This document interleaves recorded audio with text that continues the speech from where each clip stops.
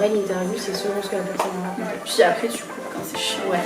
Genre là, par exemple, On va couper. c'est chiant.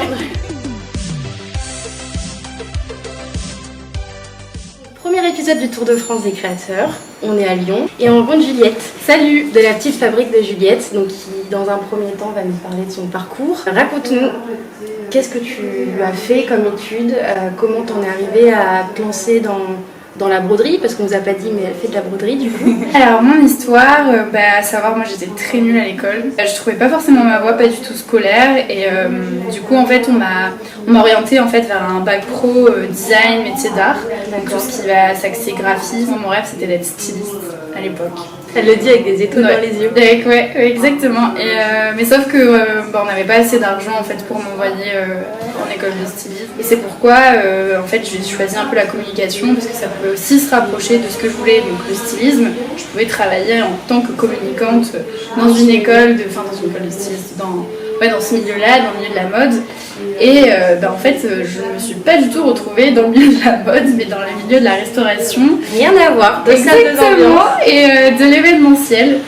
Et ça a été super chouette pendant mes stages et j'ai vu des choses incroyables. Et par la suite, ça m'a envoyé en fait un peu propulsée sur Paris parce qu'on te dit toujours quand tu travailles dans l'événementiel, c'est vrai d'aller sur Paris, là-bas. Il y aura forcément plus de travail là-bas. Puis par la suite, il a fallu trouver du travail à la fin de mes études. C'est révélé assez compliqué parce que j'avais pas fait les stages dans les grandes agences de communication comme tout le monde, j'avais pris que les petites portes entre guillemets, donc le petit festival, la petite boîte de nuit, tout ça.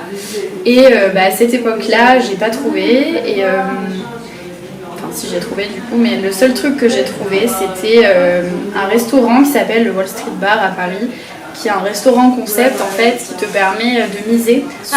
oui, je connais. Peut-être pas celui-là, mais je connais le concept. À Toulouse, normalement, il y en a un. Et oui, il vient de... Par rapport à la bourse. Exactement. Ouais, et je vois. Tu vas donc voir les prix des boissons monter toutes les 10 secondes ou descendre justement. Et l'intérêt, c'est de boire pas cher. L'abus d'alcool est dangereux pour la santé. On vous le rappelle. Et donc voilà, et en fait, ça c'est pile au moment où les grosses grèves arrivent sur Paris, le Covid débarque dans la belle époque. Et donc me voilà, me retrouvant au chômage partiel. Je me suis dit, je vais pas rester les bras ballants en fait. Enfin, je peux pas juste rester que ça passe. Il y a 5 ans, ma maman m'avait offert mon premier tambour de broderie. Je brodais, mais occasionnellement, vraiment très occasionnellement, pour décorer un peu mes hauts, pour décorer un peu mes jeans, tout ça. Et en fait, c'est à ce moment-là où je me suis vraiment mise à broder. Et donc, mon copain avec qui j'habitais me disait Juliette, c'est super chouette et tout. Il y a peut-être moyen que ça marche en fait, donc t'as peut-être trouvé ta voie.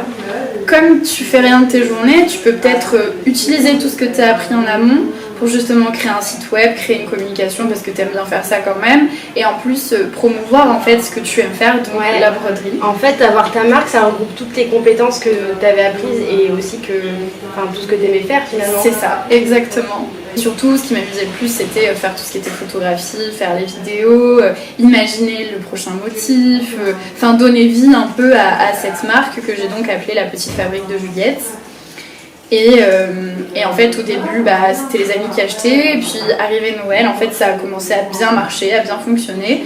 Et je pense que je fais 80% de mon chiffre d'affaires sur cette période de Noël parce que je propose la personnalisation. Donc c'est vraiment le produit phare de la Petite Fabrique de Juliette. C'est un peu comme un tatouage. Tu vas me donner un mot, une idée, une image, quelque chose qui t'inspire. Je vais le redessiner, donc compétences de graphiste de l'époque. On se met d'accord sur l'endroit où est-ce que tu veux le mettre, sur un t-shirt, sur un pull, sur un tote bag, sur un bob, sur Et ça peut être un t-shirt qui m'appartient déjà. Ça peut. Ça peut aussi un t-shirt que toi tu proposes. Exactement. Sachant que sur la Petite Fabrique de Juliette, ce que j'ai vraiment voulu mettre en avant, c'était l'éco-responsabilité. Donc au début, ça a été de trouver en fait un fournisseur qui pouvait me fournir un t-shirt éco-responsable, en tout cas 100% coton bio. Au début, c'était un peu compliqué parce qu'on n'a pas forcément de trésorerie non plus. Au début, j'ai commencé avec une gamme qui est moins bien que celle d'aujourd'hui. Quand j'ai vraiment un peu mis de côté et je me suis construit une trésorerie grâce à cette première gamme, j'ai pu monter en gamme de t-shirts. Et aujourd'hui, donc comme celui que je porte, c'est un t-shirt qui est assez doux, qui est unisexe aussi. C'était vraiment une volonté que ça aille à tout le monde, que tout le monde puisse le porter, que tout le monde se sente bien dedans et que ce soit surtout 100% coton biologique et issu du commerce équitable. C'est quelque chose qui m'importait énormément. À partir de ce moment-là, j'ai voulu me développer un peu plus. Et donc en me disant c'est dommage de s'arrêter simplement au t-shirt, pourquoi pas proposer d'autres vêtements. Et donc je me suis dit quelque chose qui reste aussi éco-responsable et qui pourrait énormément plaire, c'est simplement chiner les vêtements. Donc ça c'était un peu la deuxième étape de l'expérience à la petite fabrique de Juliette. Mais c'est bien parce que tu vois que tu te construis, même l'amélioration du t-shirt, c'est normal qu'au début tu pars d'un produit et qu'à quelques mois, quelques années après, ça évolue dans le bon sens parce que tu démarres déjà, tu découvres une nouvelle activité. C'est ça. Et ouais, tout se bonifie avec le temps comme le vin. Et l'abus d'alcool, on vous le rappelle, est dangereux pour la santé. Mais on aime bien le vin. Quand même. Là, à la rentrée, je me suis lancée un nouveau défi. On aime bien les challenges oui, quand même. Puis septembre, je sais pas. Je trouve que cette rentrée, tout le monde est motivé. C'est un peu ça, ouais. Et donc, ce nouveau défi, c'est un peu la passation de la broderie, donc en apportant des ateliers. Donc, c'est apprendre en fait à tout le monde de pouvoir broder parce que c'est quand même quelque chose de très accessible, ça demande beaucoup de patience, mais tout le monde peut le faire. Justement pour apprendre aussi à consommer moins et consommer mieux, et donc pourquoi pas réparer ses vêtements ou alors juste les personnaliser quand on a marre de ce t-shirt tout blanc, tout noir, lui apporter un petit truc en plus qui fait qu'on est encore plus content de le porter par la suite. On a tellement de fringues basiques qu'on a peut-être depuis des années, les t-shirts tu sais unis là qu'on a qui traînent et qu'on met pas, ou alors pour le sport ou quand tes potes viennent dormir c'est un pyjama clairement. Et c'est vrai que tu dis il est là dans un coin de ton placard, on en a tous et en fait oui on pourrait le personnaliser et le rendre un petit peu, le rendre complètement unique d'ailleurs et on n'y pense pas forcément. Oui. Donc l'idée quand tu brodes c'est de prendre une longueur de fil qui est à peu près celle de ton avant-bras. D'accord. Donc hop. Pour vous expliquer, parce que on attaque, mais on n'explique pas. Deuxième partie, atelier. Je vais apprendre à broder. Donc on l'a fait classique, on a mis la bonne vague avec notre logo sur un tote bag. On vous montrera le résultat, qui sera, j'en doute pas, magnifique, parce que j'ai énormément de talent. Bien sûr. Dans un fil, il y a 6 brins. Et on va tous les prendre cette fois-ci, parce qu'on aime bien le relief, et plus tu prends de brins, plus tu vas avoir du relief, moins tu en prends, moins tu en as, donc c'est des choses plus fines, plus détaillées entre guillemets. Pour les enlever, en fait, il suffit juste d'en prendre un et de tirer par la suite, et donc tu vas les enlever une par une. Déjà, on commence par faire un nœud pour arrêter le fil quand tu vas passer. Et donc, ça, c'est la deuxième chose la plus compliquée dans la broderie, c'est passer le fil dans le chat. Le chat. Ah, j'ai bien travaillé. Pour être sûr qu'il passe, c'est bien de couper et d'avoir une coupe bien droite. Ok. Et après, c'est bien de mouiller aussi, c'est pour ça qu'on a des petits verres.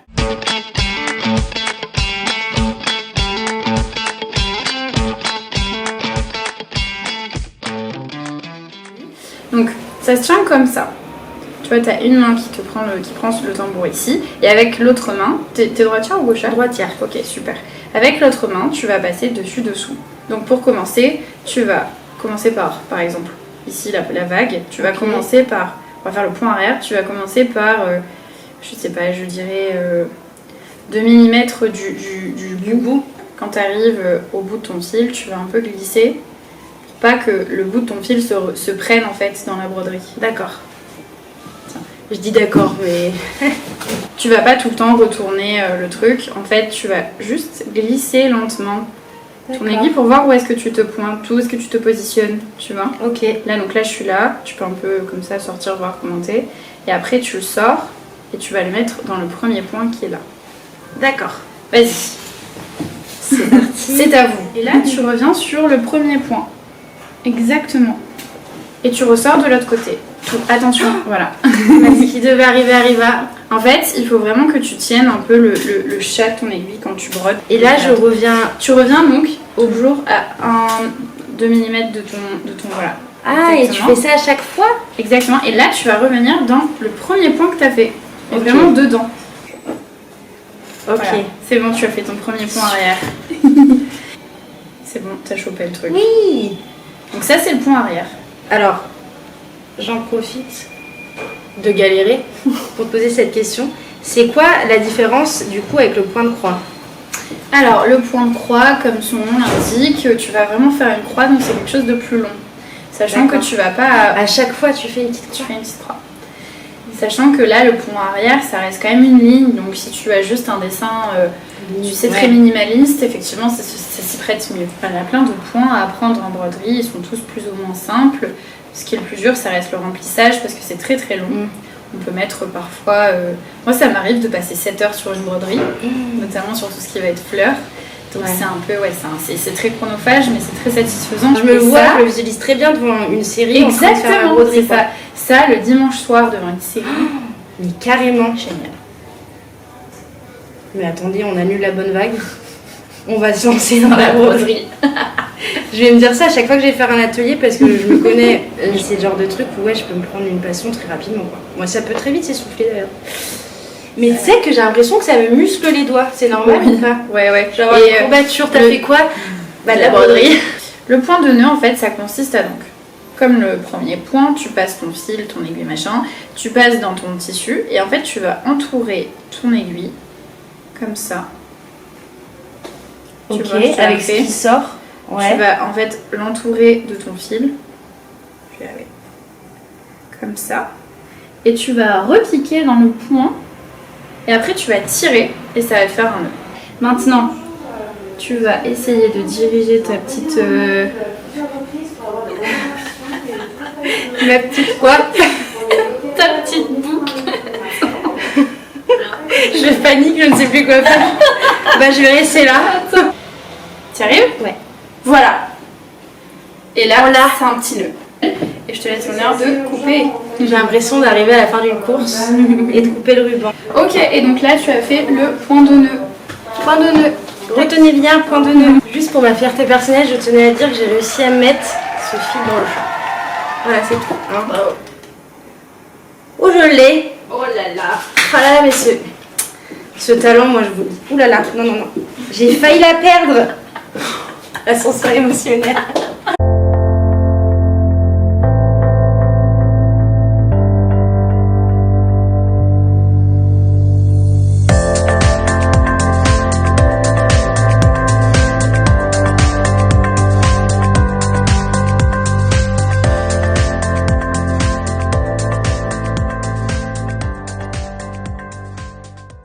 Et pour finir cette vidéo, nous vous amenons dans un lieu hors du temps à Lyon.